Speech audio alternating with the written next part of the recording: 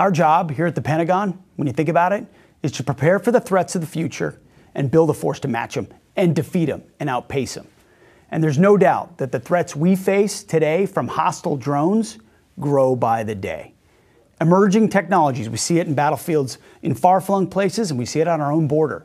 In small unmanned aerial systems, UAS, can serve to target and bring harm on our warfighters, our people, our bases, and frankly, the sovereignty of our national airspace.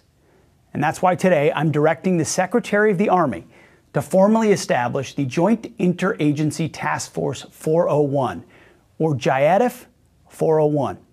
It's a new unified team that's going to bring together our best talent from all our agencies to counter these threats and restore control of our skies. It's called Counter UAS, Counter Unmanned Aerial Systems, and America will be the best at it. Here at the Pentagon, we're moving fast, cutting through bureaucracy, consolidating resources, and empowering this task force with the utmost authority to outpace our adversaries.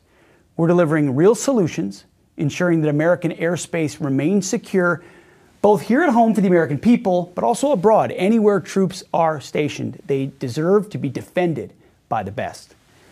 It's going to put the right tools in the hands of our warfighters, defend that sovereignty, and send a clear message to the world that the United States will never be outmatched.